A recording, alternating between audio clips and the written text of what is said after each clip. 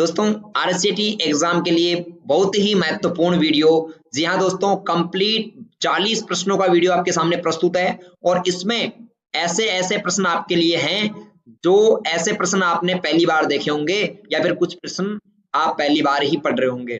ऐसे प्रश्नों की तैयारी के लिए हम आज इस वीडियो को पूरा देखेंगे और कंप्लीटली एक एक प्रश्न को सॉल्यूशन करेंगे। दोस्तों क्वेश्चन नंबर 1 है, माइक्रो प्रोसेसर कौन सी जनरेशन में पेश किया गया था? यानी माइक्रो प्रोसेसर यानी सीपीयू। माइक्रो प्रोसेसर का मतलब है सीपीयू कौन सी जनरेशन में पेश किया गया था? मित्रों माइक्रो प्रोसेसर चौथी जनरेशन में पेश किया गया था, मतलब 4th जनरेशन में। प्रश्न नंबर 2 देखो, मेमोरी जो प्राकृतिक रूप से अस्थिर है, ऐसी मेमोरी जो प्राकृतिक रूप से अस्थायी है कौन सी है? और दोस्तों ऐसी मेमोरी को हम रैम कहते हैं, तो इसका सही जवाब ऑप्शन ए होगा, रैम। दोस्तों एक बात ध्यान दें, अगर इस वीडियो में आपके 40 में से 25 से ऊपर प्रश्न सही हो रहे हैं तो आपकी 70% बनेगी, और 40 में से अगर 35% सही हो रहे हैं तो आपकी 90+% बनेगी। ये बात ध्यान रखना पूरे प्रश्नों को पढ़ के। तीसरा प्रश्न है, कंप्यूटर का बुद्धिमत्ता स्तर कितना होता है? कंप्यूटर का जो आईक्यू लेवल है दोस्तों वो कितना है? 0, 50, 100 या असीमित? और इसका सही जवाब है दोस्तों, कंप्यूटर का आईक्यू लेवल 0 होता है, उसमें बुद्धि नहीं होती है। चौथा प्रश्न देखो, कंप्यूटर का सबसे मूलभूत प्रोग्राम कौन सा है? कंप्यूटर का मुख्य या मूलभूत प्रोग्राम कौन सा है दोस्तों? Operating system, software program, application program या इनमें से कोई नहीं? इसका सही जवाब है दोस्तों, कंप्यूटर का सबसे मूलभूत प्रोग्राम ऑपरेटिंग सिस्टम होता है। पांचवा प्रश्न है, ऑपरेटिंग प्रणाली जब एक साथ एक से अधिक अनुप्रयोगों पर कार्य करती है तो इसे हम क्या कहते हैं? मित्रों ऑपरेटिंग प्रणाली जब एक साथ एक से अधिक कार्यों या प्रक्रियाओं पर काम करती है तो इसे मल्टीटास्किंग कहा जाता है। तो इसका सही जवाब होगा ऑप्शन डी, मल्टीटास्किंग। नेक्स्ट देखो, आईआरसी से क्या अभिप्राय है? अर्थात आईआरसी का पूरा नाम क्या है? मित्रों आईआरसी का फुल फॉर्म होता है internet relay chat, internet relay chat. अगला देखिए सातवां है, कंप्यूटर की एक भाषा, कंप्यूटर पर एक नई भाषा आई है जो वर्ल्ड वाइड वेब पर यानी WWW पर गेम खेलने के काम में ली जाती है, इसे हम जावा लैंग्वेज कहते हैं दोस्तों, जावा कहते हैं। तो 7वें में ऑप्शन ए है। अगला देखिए, ईमेल पते को ध्यान में रखते हुए सही विकल्प कौन से हैं? दोस्तों ईमेल में ध्यान रखना, एक तो @ का चिन्ह होना चाहिए हमेशा, एक उसमें कभी भी ब्लैंक स्पेस नहीं हो सकता, तो इसका सही जवाब होगा उपरोक्त दोनों, ए और बी दोनों। 9वां प्रश्न है, कीवर्ड की मदद से यूजर को डेटा खोजने की सुविधा प्रदान करने वाली वेबसाइट क्या कहलाती हैं? यानी कीवर्ड यानी कुछ भी शब्दों की सहायता से यूजर अगर किसी वेबसाइट पर कुछ खोजता है तो उस वेबसाइट को सर्च इंजन कहा जाता है। क्या कहा जाता है मित्रों? Search engine. IM का मतलब क्या है दोस्तों? I और M का पूरा नाम होता है इंस्टेंट मैसेजिंग, इंस्टेंट मैसेजिंग, यानी कि ऑप्शन सी इसका सही आंसर है। 12वां प्रश्न 11वां देखिए, सीवीवी सुरक्षा कोड कितने अक्षरों में होता है? दोस्तों सीवीवी सुरक्षा कोड 3 अक्षर का होता है। बार बार ये प्रश्न मैंने आपको बताया है, याद रखना 3 अक्षर का। 12वां, भारत के राष्ट्रीय भुगतान निगम द्वारा बनाया और लॉन्च किया गया है। दोस्तों भारत के राष्ट्रीय भुगतान निगम ने क्या बनाया और लॉन्च किया है?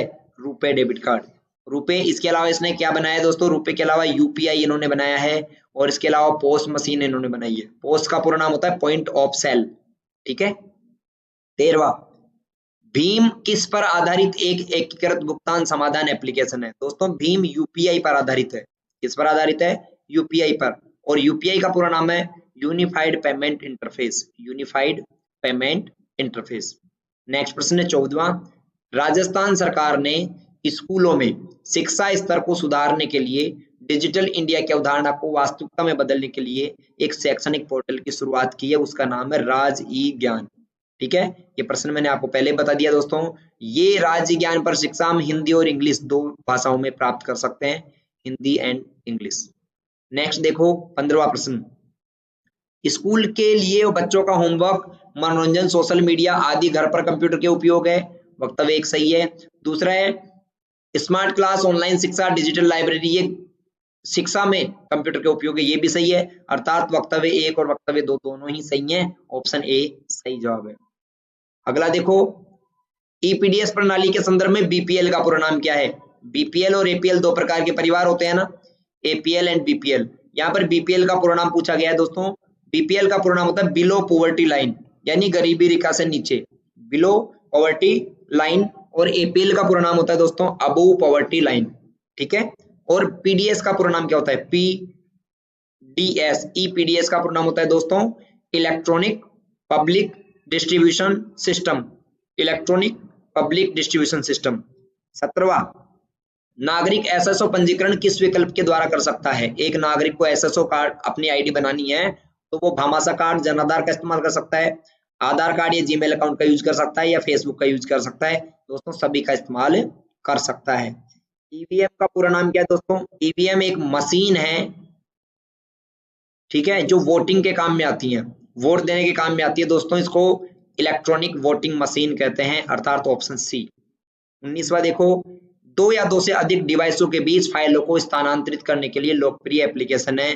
दोस्तों अगर एक कंप्यूटर से दूसरे कंप्यूटर में आपको कोई भी डेटा ट्रांसफर करना है, फाइलें ट्रांसफर करनी है, तो उसके लिए आप शेयर इट का इस्तेमाल करेंगे। किसका इस्तेमाल करेंगे, शेयर इट। अगला देखो 20वां, मोबाइल में स्क्रीन लॉक विकल्प है, स्वाइप, पैटर्न पिन, पासवर्ड या उपरोक्त सभी। इसका सही जवाब है दोस्तों उपरोक्त सभी। मतलब मोबाइल में जो स्क्रीन लॉक है वो उपरोक्त सभी होते हैं, स्वाइप भी होता है, पैटर्न पिन होता है, पासवर्ड होता है, इसके अलावा फिंगरप्रिंट होता है, जो भी है आप सबको मालूम है। 21वां प्रश्न है, यूजर के बारे में सूचनाएं संग्रहित, यूजर के बारे में सूचनाएं संग्रहित करने वाली फाइल को क्या कहते हैं। दोस्तों यूजर के बारे में सूचनाएं संग्रहित करने वाली फाइलों को कुकीज कहा जाता है, अर्थात option B is the right answer for the question number 21। 22 question है, ऑपरेटिंग प्रणाली जब एक साथ एक से अधिक अनुप्रयोग पर कार्य करता है तो यह योग्यता क्या कहलाती है। दोस्तों ऑपरेटिंग प्रणाली जब एक साथ एक से अधिक अनुप्रयोग पर कार्य करती हैं तो इस प्रक्रिया को बूटिंग कहते हैं। क्या कहते हैं, गलत बताया है मैंने, ये बूटिंग नहीं कहलाता। इस प्रक्रिया को दोस्तों मल्टीटास्किंग कहते हैं, मल्टीटास्किंग, ठीक है। बूटिंग क्या होता है, कंप्यूटर को स्टार्ट करना होता है बूटिंग, तो ये आपको ध्यान रखना, कंप्यूटर को ऑन करना बूटिंग होता है। मल्टीटास्किंग जब कंप्यूटर में एक साथ एक से अधिक कार्य करते हैं, ये कहलाता है। 23वां प्रश्न देखो, डेजी व्हील प्रिंटर एक प्रकार का है, यानी डेजी व्हील किस प्रकार का प्रिंटर है दोस्तों, मैट्रिक है, इम्पैक्ट है, लेजर है, फिर मैनुअल है। इसका सही जवाब है दोस्तों डेजी व्हील एक इम्पैक्ट प्रिंटर का उदाहरण है, 23 में बी। 24वां प्रश्न, इनमें से कौन सी मेमोरी है जो प्रति सेकंड में कई बार रिफ्रेश होती है। ऐसी मेमोरी जो प्रति सेकंड में कई बार रिफ्रेश की जा सकती है, उस मेमोरी को क्या कहते हैं। और इसका सही जवाब है दोस्तों, इसका सही जवाब आपका ऑप्शन बी डायनामिक रैम। आगे चलते हैं, वाईफाई का पूरा नाम क्या है दोस्तों, वाईफाई का पूरा नाम होता है वायरलेस फिडेलिटी, वायरलेस फिडेलिटी, ये बात आपको ध्यान होनी चाहिए, वायरलेस फिडेलिटी। 26वां प्रश्न देखो, किसके द्वारा मैसेज के साथ फाइल को भी भेजा जा सकता है।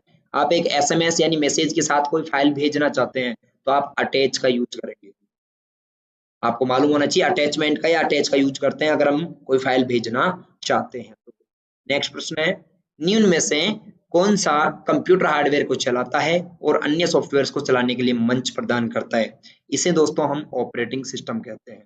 क्या कहते हैं, ऑपरेटिंग सिस्टम, ठीक है। आगे चलते हैं, 28वां प्रश्न, और मजे की बात यह है कि दोस्तों ये सभी चीजें फ्री, आपके लिए कोई भी कॉस्ट की नहीं रखी गई है।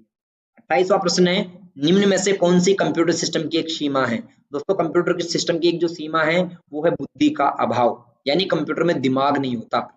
अगर हम बात करें कंप्यूटर खुद के हिसाब से कुछ सोच सकता है क्या, तो आप कहोगे सर नहीं, कुछ भी नहीं सोचता, जितना काम बताते उतना ही करता है। अगला देखो, प्री डिफाइंड फॉर्मूले जो स्वतः गणना करने का कार्य करते हैं क्या कहलाते हैं। दोस्तों प्री डिफाइंड फॉर्मूले जो स्वतः गणना करने का कार्य करते हैं उन्हें हम फंक्शन कहते हैं। क्या कहते हैं, फंक्शन।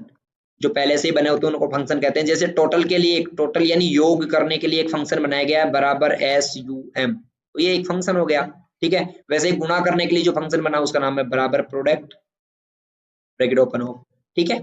आगे चलते हैं दोस्तों, इसी प्रकार के ट्रिक्स अगर आप MS एक्सेल, वर्ड और पावर पॉइंट या फिर कंप्यूटर से संबंधित किसी भी प्रकार के ट्रिक्स जानना चाहते हो, नए नए हैक्स जानना चाहते हो, तो आप चैनल को अभी से सब्सक्राइब कर लेना, क्योंकि एग्जाम के बाद उनके ऊपर आपको छोटे छोटे वीडियो देखने को मिलेंगे हर एक हैक्स पर, जिनसे आप अपनी नॉलेज को बहुत तेज गति से ग्रो कर सकते हो।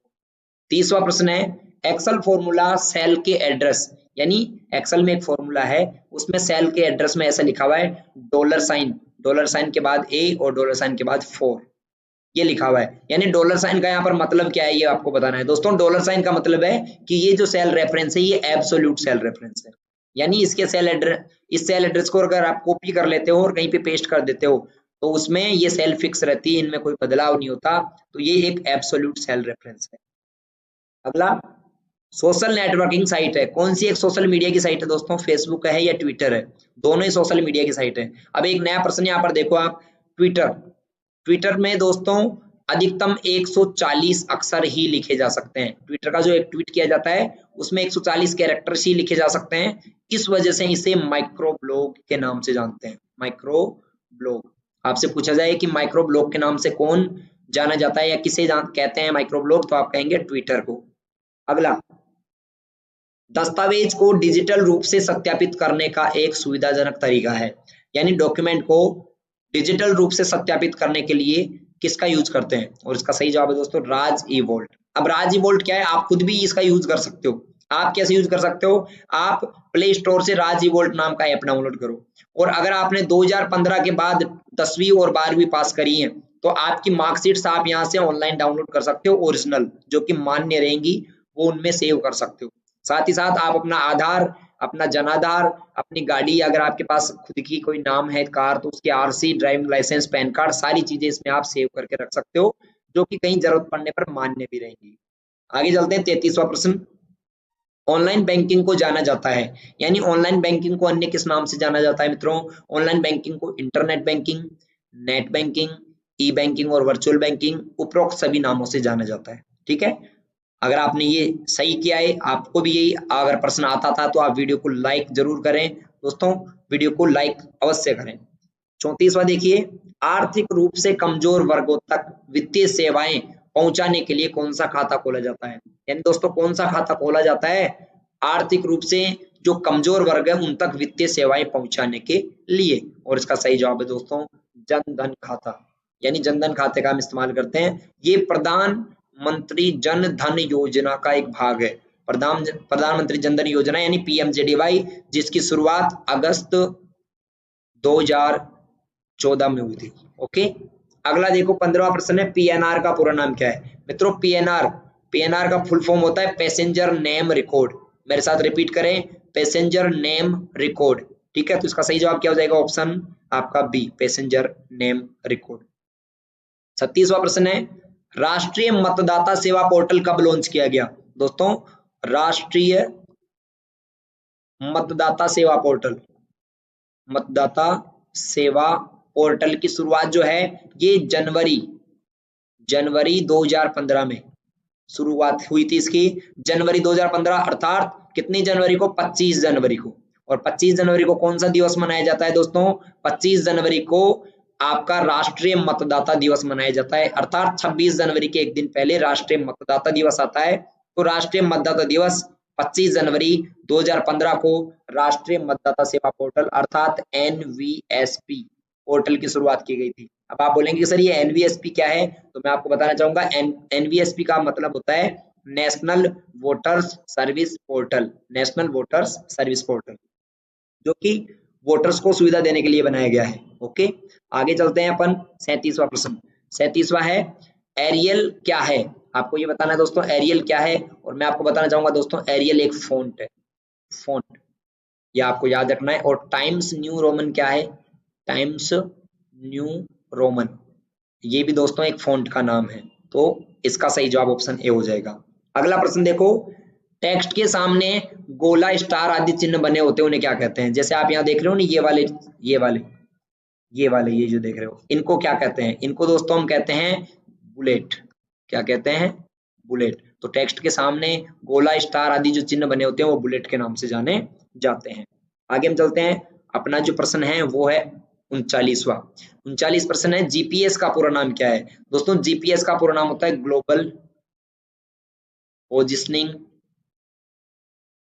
Global positioning system. ठीक है, तो इसका सही जवाब हो जाएगा ऑप्शन आपका, यहाँ पर है ही नहीं global positioning system, option A बिल्कुल सही, ये आप इसका सही जवाब हो जाएगा। गूगल प्ले स्टोर गलत है, ये भी गलत है, ये भी गलत है, तो इसका सही जवाब ऑप्शन ए हो जाएगा। 40वां प्रश्न है, वायरलेस नेटवर्क कनेक्शन को अन्य उपकरणों के साथ साझा करने के लिए हम दोस्तों मोबाइल हॉटस्पॉट का इस्तेमाल करते हैं।